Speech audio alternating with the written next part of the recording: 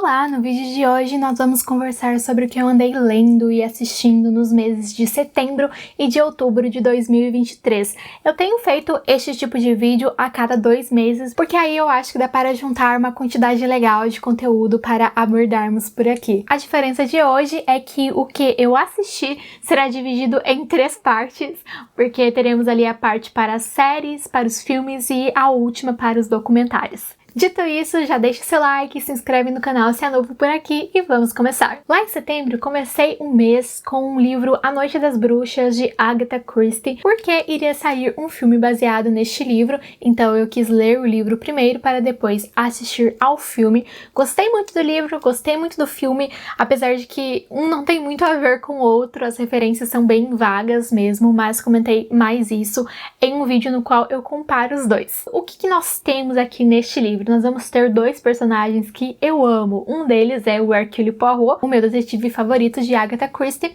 e a outra é a senhorita Oliver, que é uma escritora de romances policiais que algumas vezes acaba caindo também nesse papel meio que de detetive, investigando alguns casos que acontecem próximos a ela. E tudo se inicia quando a senhorita Oliver está visitando uma amiga numa cidadezinha do interior da Inglaterra e vai acontecer uma festa de Halloween. E aí, nessa festa, uma das crianças presentes, uma jovem de mais ou menos uns 13 anos, chamada Joyce, diz que ela já presenciou um assassinato. E ninguém dá muita bola pra isso, porque essa Joyce era meio mentirosa, e com isso eles acreditaram que ela estava contando uma mentirinha para chamar a atenção da Ariadne Oliver, pois afinal ela era uma escritora de romances policiais, de histórias de assassinato. Então, de repente, a Joyce só quisesse ali captar a atenção, mesmo que por alguns segundos, da famosa escritora Ariadne. No entanto, no fim da festa, a Joyce é encontrada sem vida. E aí, obviamente, é levantada a hipótese de que de repente alguém tenha escutado aquilo e fosse de fato verdade e essa pessoa se livrou da Joyce. Então, Ariadne Oliver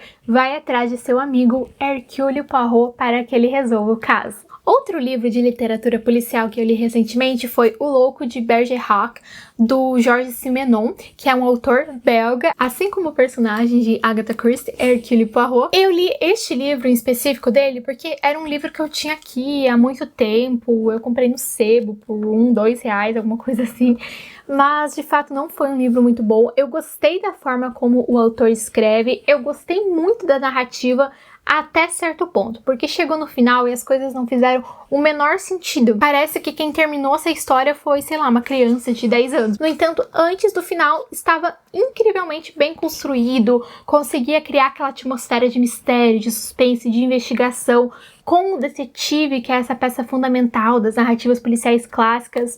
Então, por isso, eu vou dar outra chance para Georges Simenon, vou ler mais coisas dele, só que aí na próxima eu vou pesquisar mais a fundo quais seriam os melhores livros para se iniciar na sua obra, porque este daqui não foi uma boa ideia. Outro livro que eu li recentemente, este foi uma publicidade, foi o livro Plástico Bolha, de Carvalho Neto, um autor nacional. Este livro foi lançado agora, em 2023, pela editora Penalux, e é um livro que traz muito o retrato da nossa literatura contemporânea, que é uma literatura muito experimentalista. E nós vamos seguir a história de um narrador muito conturbado, extremamente não confiável, e essa perturbação dele se dá em grande parte devido a esse ritmo urbano. Ele é um narrador protagonista que vive nessa cidade, que engole o indivíduo, essa cidade barulhenta. Depois eu li uma boa parte do livro The Awakening, da Kate Chopin, mas eu ainda não terminei, então vamos conversar mais sobre ele no mês que vem. No entanto, ele é um livro muito potente, que vai refletir muito sobre o papel da mulher na sociedade, pensando principalmente na protagonista, Edna Pontellier,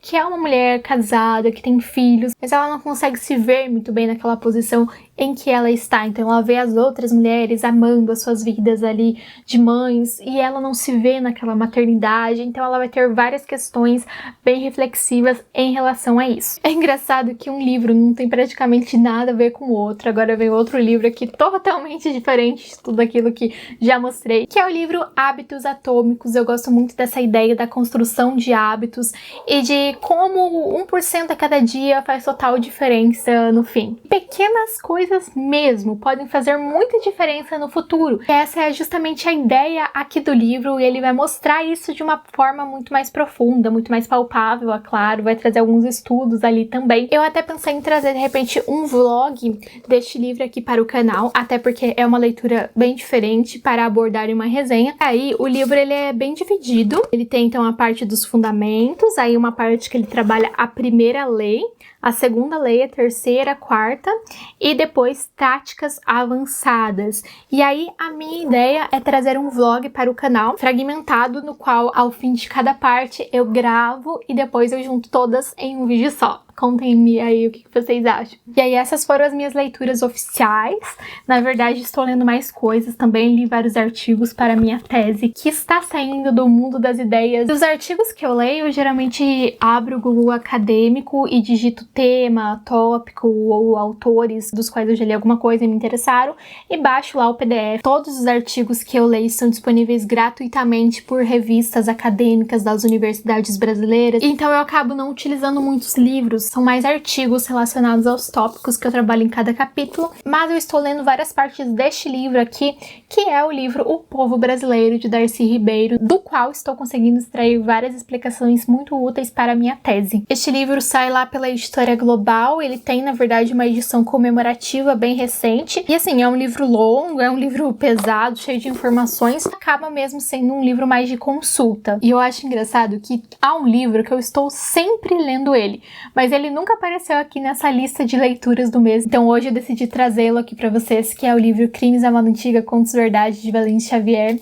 E por que eu estou sempre lendo ele? Porque ele é o livro da minha tese, então ele está sempre comigo. Recomendo a leitura dele, inclusive ele tem 8 contos, e todos esses contos são baseados em crimes reais que ocorreram no Brasil. Então se você gosta de true crime, este livro é pra você. Agora, falando das séries, eu vi muitas séries nestes últimos tempos. A primeira delas que eu queria falar é a série Criminal United Kingdom, que é uma série muito boa, é curta, eu fiquei triste que ela curta e já vou comentar sobre isso.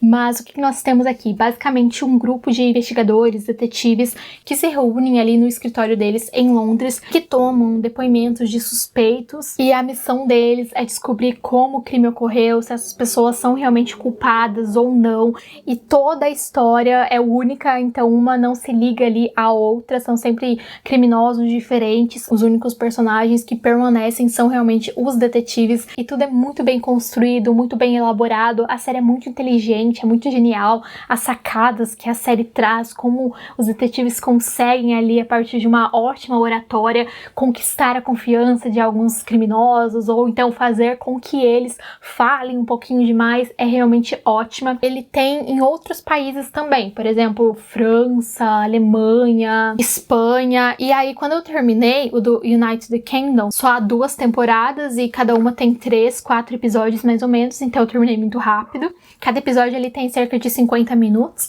E aí eu fui assistir a de outros países, só que é totalmente diferente. Nossa, a da Espanha, o primeiro episódio, o que foi aquilo? Que coisa mais horrível. Aí eu assisti a da Alemanha pra ver se melhorava as coisas. A da Alemanha achei bem melhor que a da Espanha, mas assim, vi só o primeiro episódio também, porque também não gostei muito, então não quero continuar assistindo. Depois eu também vi a série Lupin, e é claro que eu iria ver essa série, pois afinal, conforme todo mundo já está cansado de saber, eu sou apaixonada por literatura policial, e essa série advém da literatura. Gostei muito dessa temporada também, mas é uma série que me dá um pouco de agonia, porque o personagem principal, o Lupin, ele se mete em muitas encrencas, em situações que deixam o espectador bem nervoso. Depois eu vi uma minissérie muito boa, que é daquelas minisséries que você não consegue parar de assistir, que se chama Echoes. Ela é bem curta mesmo, e ela vai trazer a história de 2 irmãs gêmeas, que apesar de serem gêmeas, vão ter personalidades bem diferentes. Então, uma mora na cidade, outra mora no interior, ambas são casadas, os seus maridos também são bem diferentes. Só que, apesar dessas diferenças, elas também têm muitas coisas em comum,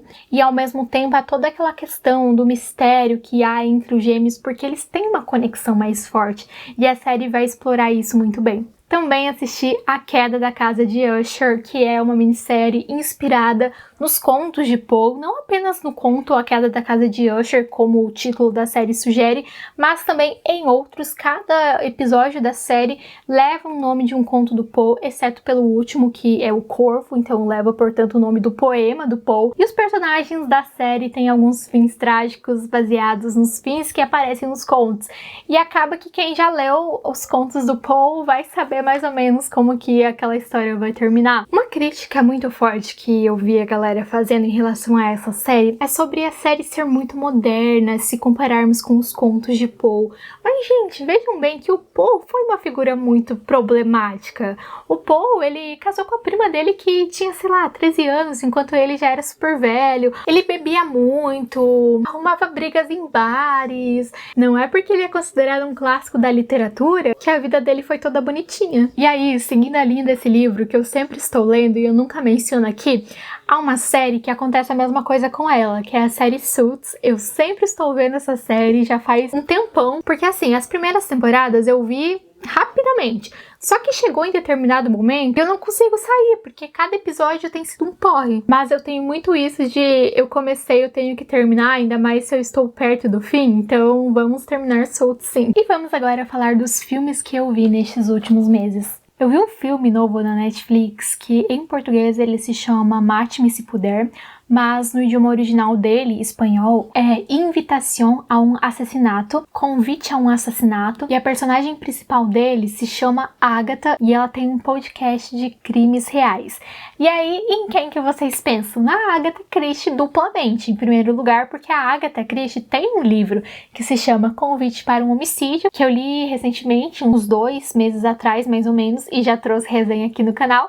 E depois, é claro, que também lembramos dela pelo nome da personagem central da história e pelo seu trabalho ali com crimes. E eu fui assistir ao filme já pensando nisso e realmente ele traz muitas referências à história da Agatha Christie, no entanto de uma forma muito mais moderna, uma forma não muito séria também, mas humorística. É uma história ali detetivesca, mas não muito. É aquela história detetivesca mais satírica, sabe? Mas achei o filme bem legalzinho. Nem uma grande produção cinematográfica, mas bem legal para quem gosta de literatura policial e afins. Depois eu assisti 2 filmes da mesma franquia, que foram os filmes Legalmente Loira 1 e Legalmente Loira 2, e eu vi eles pela primeira vez, porque eu sempre achava que eram filmes de comédia, bobinhos e não sei o que. Que aí eu vi que a personagem central, a Ellie Woods, era meio que um ícone da comunidade Insta Studies, que é tipo a comunidade de estudos do Instagram no exterior.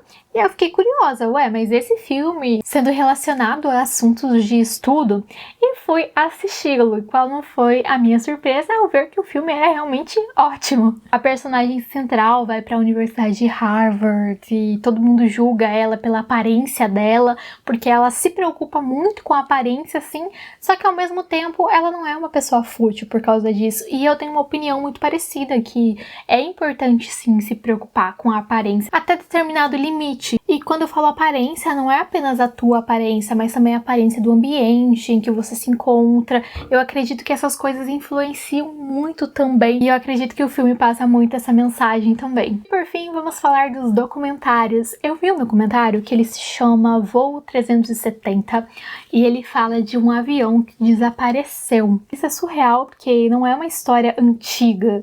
E como que hoje um avião repleto de passageiros consegue desaparecer no céu sem deixar vestígios? Então é uma história muito intrigante e o documentário foi muito bem feito, seguindo essas linhas das teorias, dos mistérios, mas sobretudo pensando no que a ciência tem a dizer, no que os investigadores conseguiram concluir a partir de provas concretas. E por fim, um mini documentário que eu vi é daqui do YouTube, que é um documentário do canal History Brasil, e ele é apresentado pelo Downton Mello. Se chama Inexplicável América Latina, que traz várias histórias curiosas que se passaram em países da América Latina. Então há até mesmo uma história aqui do Brasil, uma história muito curiosa, de uma cidade aqui do sul em que gêmeos nascem aos montes lá, que a maioria da cidade é composta por gêmeos. E aí vários cientistas foram para a cidade investigar e ver qual é a razão disso.